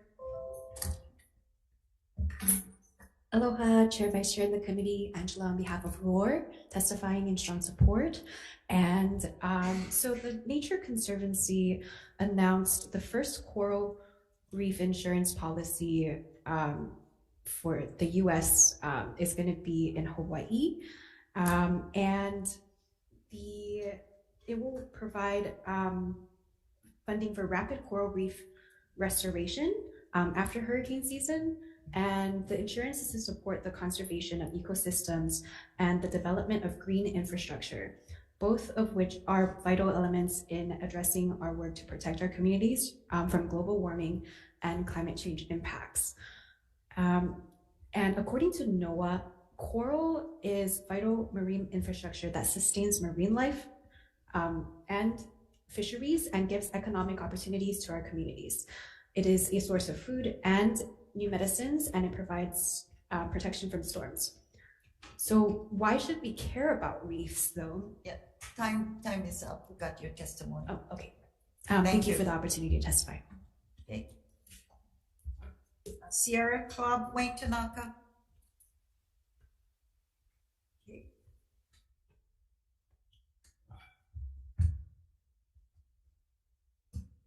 Carissa Cabrera. Hi there. Aloha. Chair. Can you hear me okay? Yes. Great. Chair, Vice Chairs, members of the committee, thanks for hearing my testimony today. I'm testifying as an individual in support of this measure. I'm going to stand on my written testimony, but I did want to provide comments. I work in ocean conservation and reef restoration locally with nonprofits. And my written testimony talks about the economic and environmental values of coral reefs, but I did just want to speak to the tremendous success of the first insurance policy for the Mesoamerican reefs, and that while I understand there might be concerns about government funding allocation, that a private funder is probably the ultimate success, what's most important from a coral reef restoration standpoint is that there's not a lapse in this policy. And so while a multi-year financing plan from the government might not be the best feasible option, maybe at least an additional year while a private funder was sourced could be a nice middle ground. And then I also wanted to highlight that existing coral reef restoration efforts right now are insufficient and not taking place statewide. And so an insurance policy could help fund rapid response in the face of increasing hurricane and fossil fuel disasters that Hawaii faces. I have a question for you as well. Are you a member of the Nature Conservancy or on the board? No, I'm not affiliated with the Nature Okay. Conservancy. I was just going to say, I think they're a nonprofit as well, but they are yeah, you know, there are opportunities to apply for the grant in aid program, which they should have actually, because I think that would probably be the better process in the end. Okay. Great, noted. All right. I will pass that message along. Thank you for please. Thank you. Okay, let's see, Camille Cleveland. Okay. In support as well as with John Kittinger. Okay, anyone else wishes to speak to SB 1083? Hearing none. Yes, I would like to also, please. Okay, who are you? Hello, I'm Trevor Taylor. I work with the Nature Conservancy. Yes, okay, sorry, I did call you earlier, but we'll allow you to speak now. You have a minute.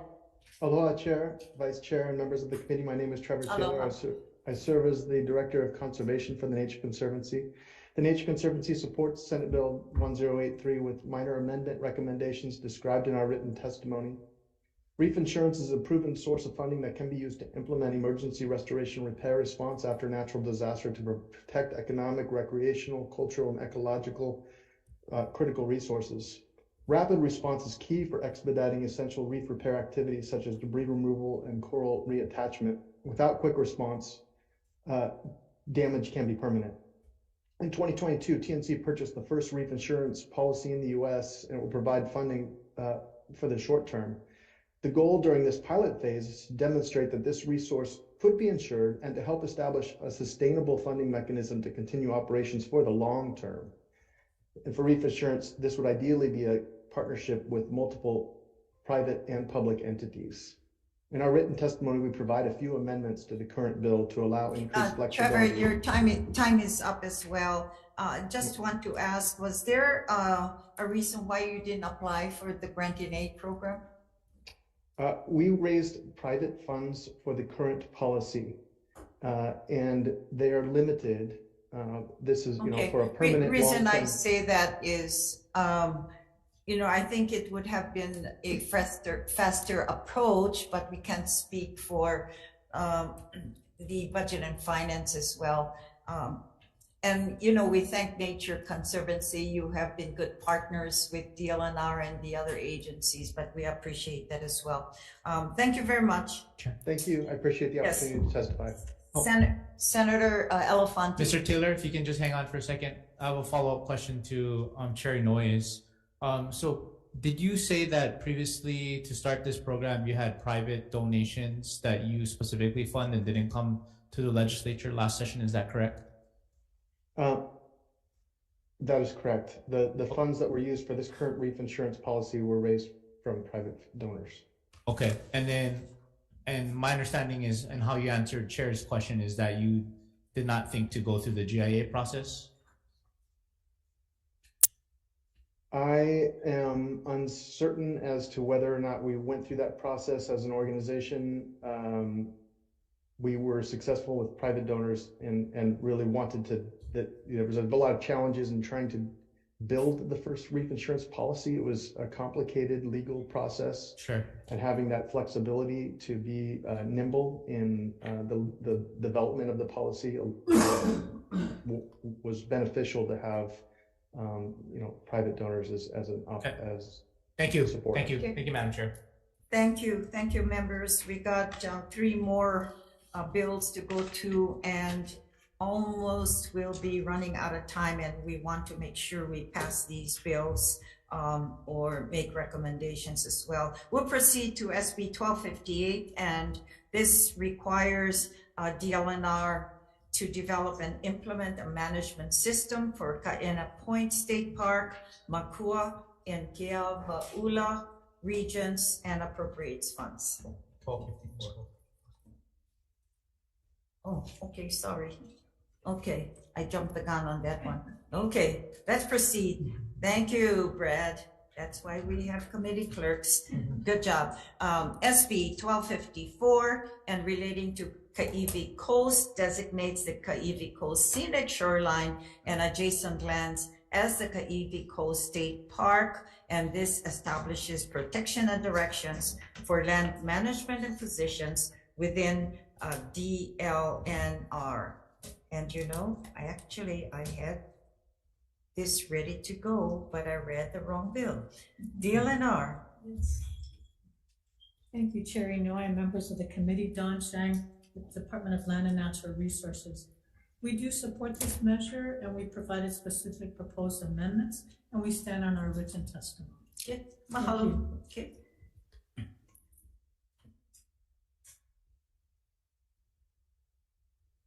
Elizabeth O'Reilly testifying for Hawai'i Ui.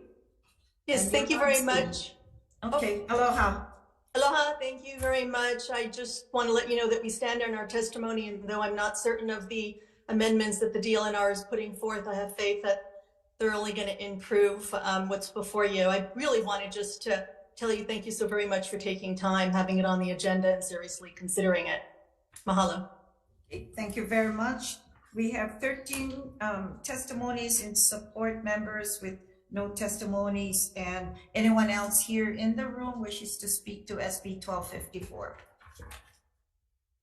Hearing none, we'll proceed then with 1258 SB relating to DLNR, and this requires DLNR to develop and implement the management system for Kaena Point State Park, Makua, and Keawaula regions, appropriates funds as well, DLNR. Good afternoon, Chair Inouye and members of the committee. Don Shang with the Department of Land and Natural Resources. We support this measure. However, we have also provided specific amendments, and we stand on our written testimony. Okay, thank you. Thank you very much. Okay, ahamoku, Leimana Demate, stand on your testimony. Chair, Leimana Demate for the Hawaii State Ahamoku, we stand on our testimony of support. Thank you. Mahalo. Okay, Micah Doan. Aloha. Hi. Thank you for your patience as well, all of you there. Aloha kako. Thank you Aloha. for your guys' time, patience, and consideration today. My name is Micah Doan. I'm the founder of Protectors of Paradise, Kaena Point State Park, Makua, and Keawaula Section Park Curator. an Ahamoku representative and lineal descendant of Makua. We stand on our written testimony in full support without reservation. And if there's any questions, I'd like to ask. Thank you. Yeah, thank you very much.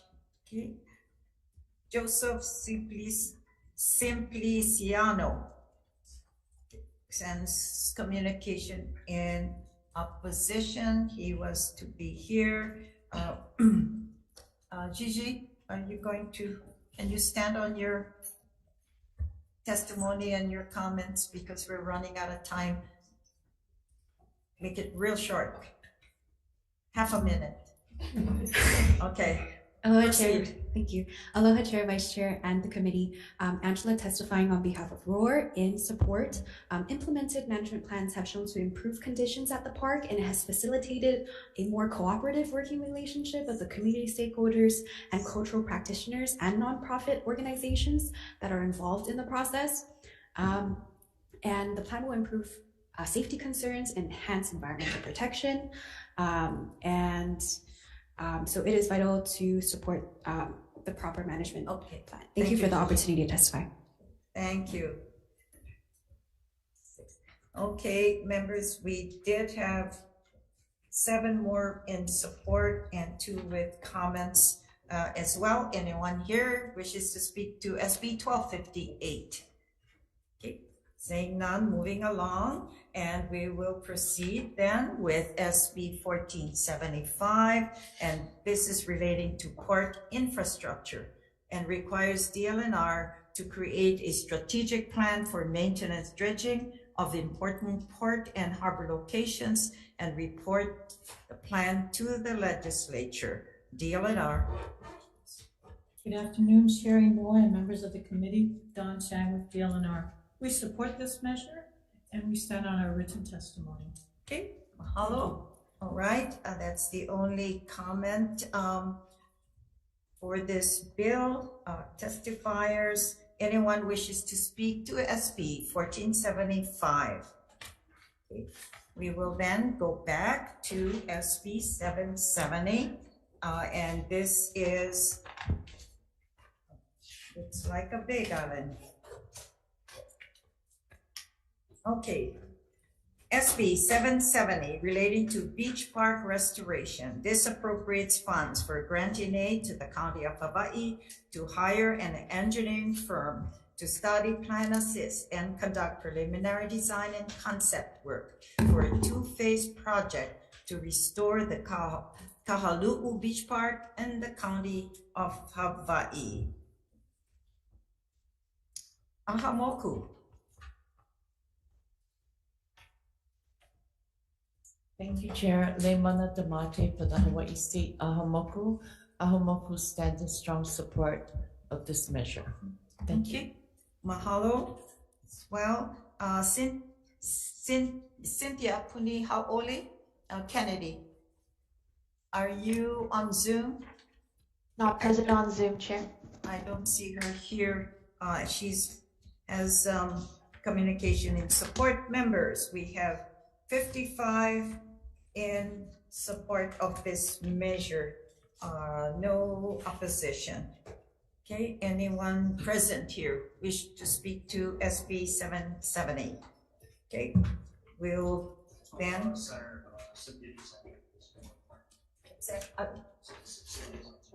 Is she okay? Cindy, are you there? Doesn't look like her. That's a guy. IT. She's here, Chair. Okay. Hold on one moment.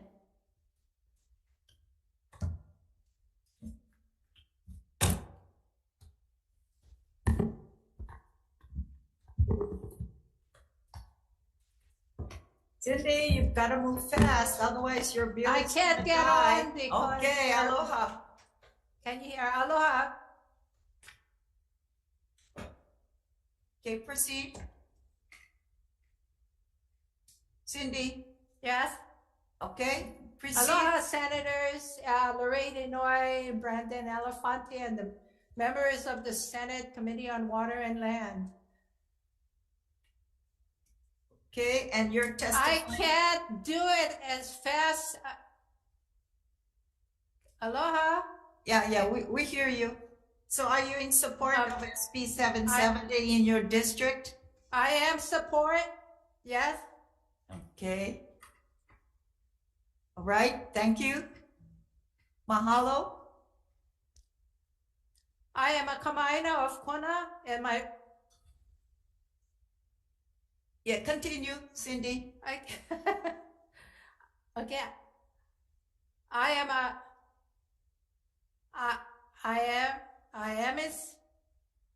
in support. Okay, Cindy, time is already up, but you got a lot of support. 55 people like yourselves are in support of this measure. And take care. Okay, anyone else here wishes to speak to SB 770? Thank you, Chair Noe and members of the committee. Ted Boland on behalf of Hawaii Reef and Ocean Coalition. I'm in strong support of this bill. The operation at Kahalu Bay, first of all, the bay is a jewel of coral, and the Kahalu Bay Education Group, with Cindy's a part of, do wonderful work in educating people on how to take care of the coral. The park has a lot of damage to it, need for money for the county. So strongly support this bill to keep this up to date. Thank you very much. Appreciate your support. Thank you very much. Okay, I think this is it for this agenda. I need one more person so we can pass, or this measure will not, is he coming back? I know, this is a very busy week. So we have people running all over the place for their votes.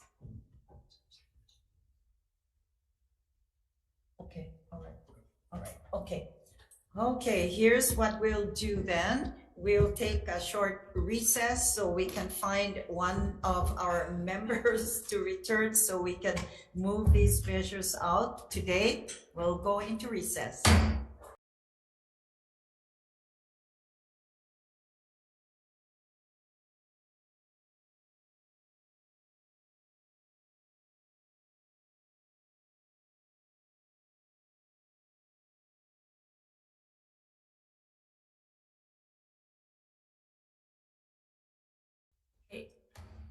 Good afternoon. The Committee on Water and Land is going into decision-making for its Monday's agenda, February 13th in room 229. And this was the 12:30 agenda. Okay. Members, I do have already recommendations, so shall we just go ahead? Yep. All right, we'll proceed. Okay. SB 66 relating to fishing safety. Okay, Chair recommends that we pass with amendments just defecting the date to July 1st, 2050 to continue its discussion. Okay, any comments, recommendations? Senator Elefante. Yes, Chair. I'll be voting in support, however, with reservations. However, I do note DLNR's testimony in support, but there were some testimonies that had opposition. So I side with some of those concerns with that, but okay, so in support with reservations. Thank you. All right. So members, SB 66, Chair's recommendation is to pass with amendments. Okay, Vice Chair for the vote. Chair goes aye.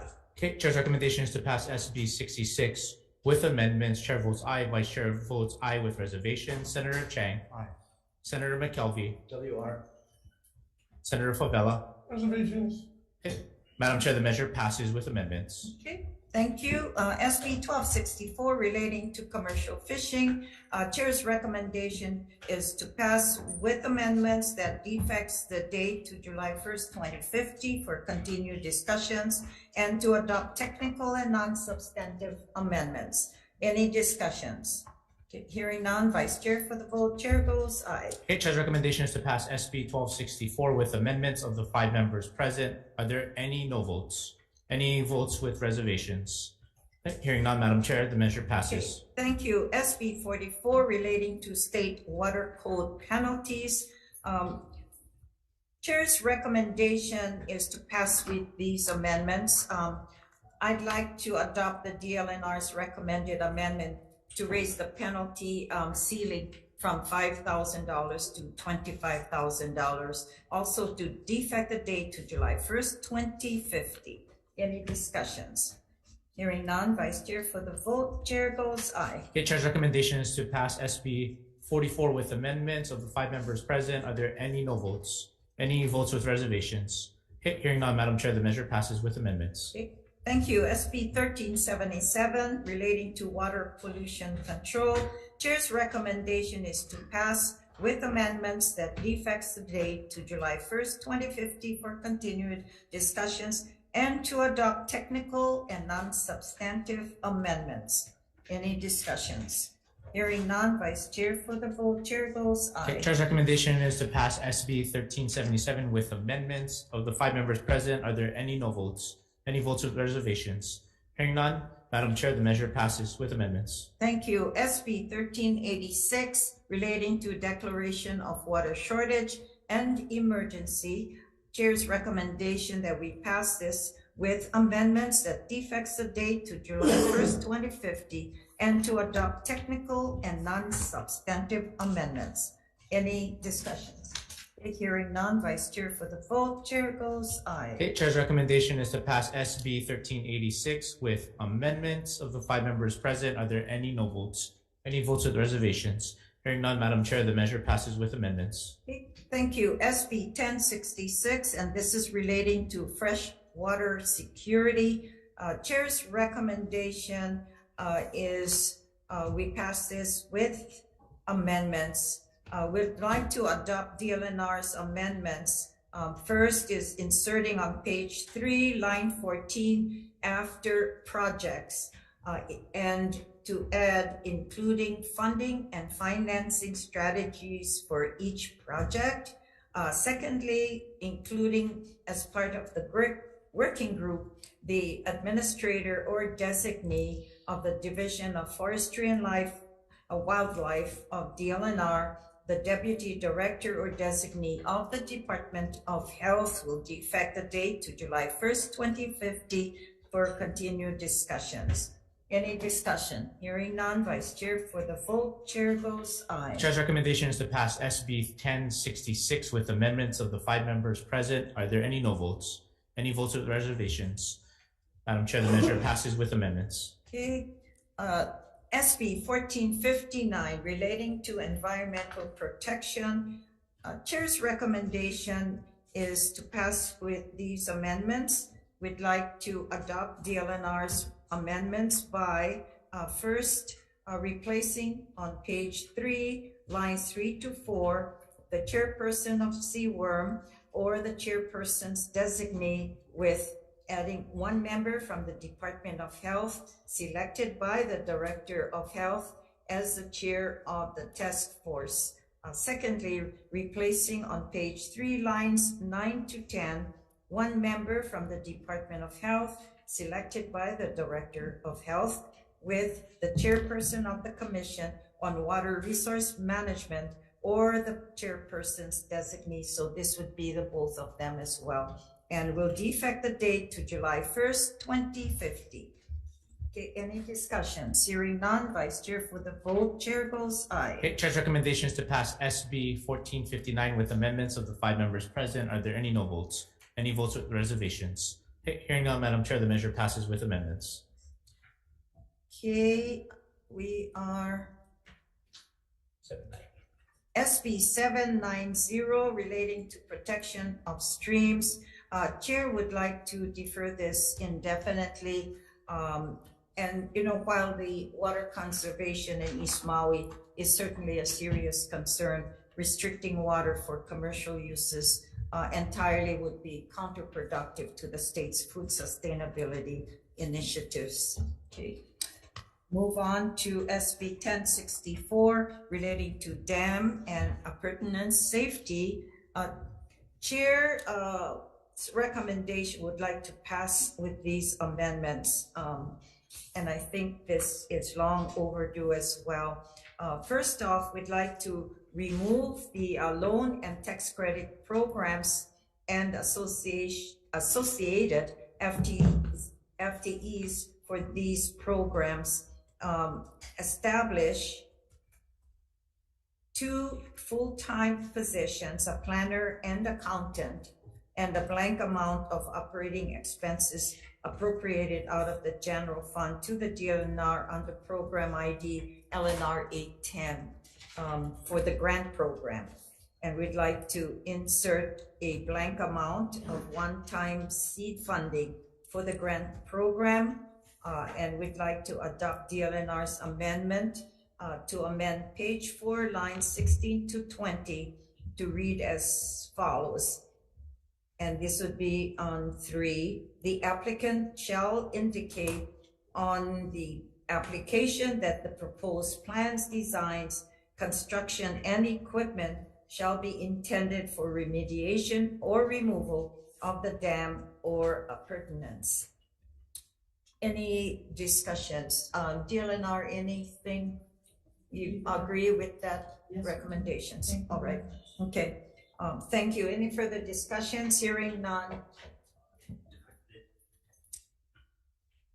Okay, we'll defect the date to July 1st, 2050 to add to the amendments.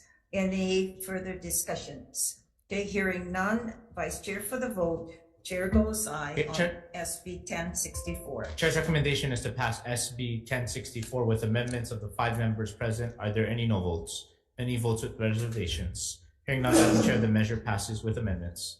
Okay, on SB 1153 relating to Honolulu Bay, Chair would like to pass these with these amendments.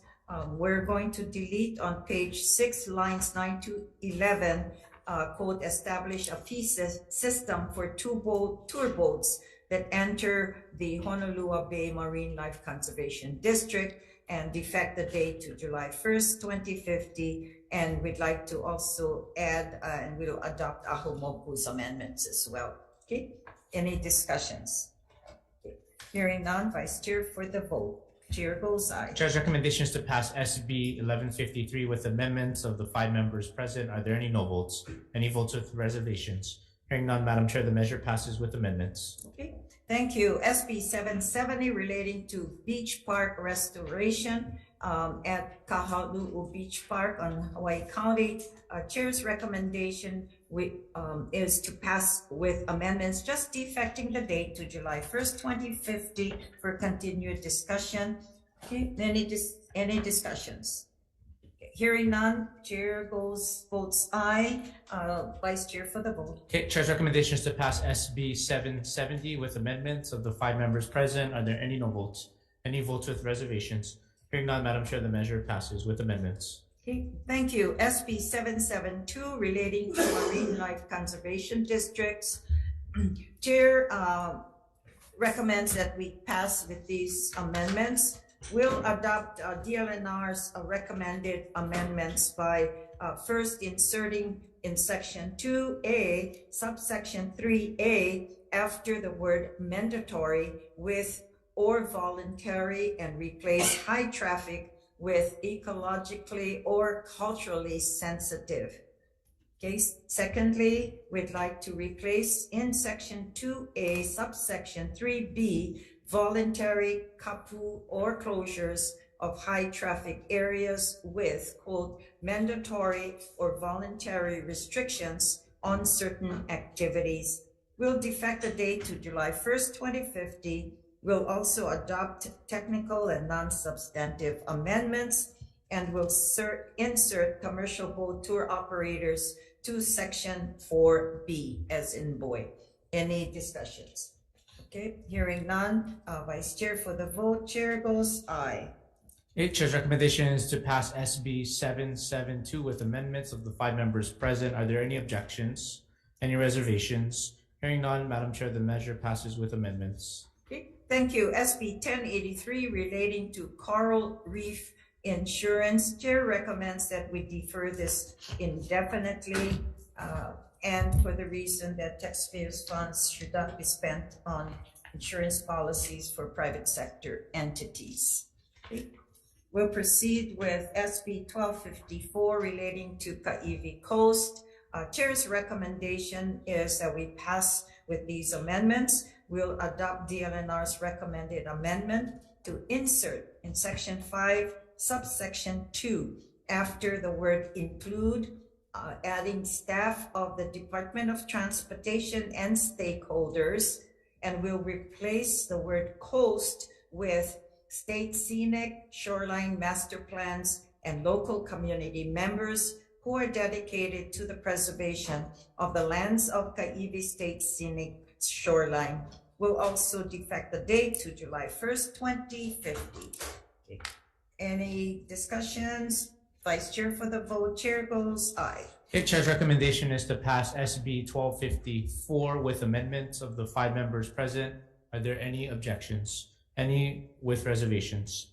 Okay, hearing none, Madam Chair, the measure passes with amendments. Okay, thank you. SB 1258 relating to DLNR. Chair would like to pass this with amendments, adopting DLNR's amendments to delete section 2A and section 3 will defect the date to July 1st, 2050. Any discussions? Hearing none, Vice Chair for the vote. Chair goes aye. Okay, Chair's recommendation is to pass SB 1258 with amendments of the 5 members present. Are there any no votes? Any votes with reservations? Hearing none, Madam Chair, the measure passes with amendments. Okay, SB 1475 relating to the Department of Land and Natural Resources. Chair would like to recommend that we pass with the amendments, blanking the appropriation on page 4, line 2, and defecting the date to July 1st, 2050. Any discussions? Okay. Hearing none, Vice Chair for the vote. Chair goes aye. Chair's recommendation is to pass SB 1475 with amendments of the 5 members present. Are there any no votes? Any votes with reservations? Hearing none, Madam Chair, the measure passes with amendments. Okay, that's it for Water and Land for today. That's all right. Okay, thank you so much, everybody, for staying with us. This concludes the Committee on Water and Land hearing for Monday, February 13th.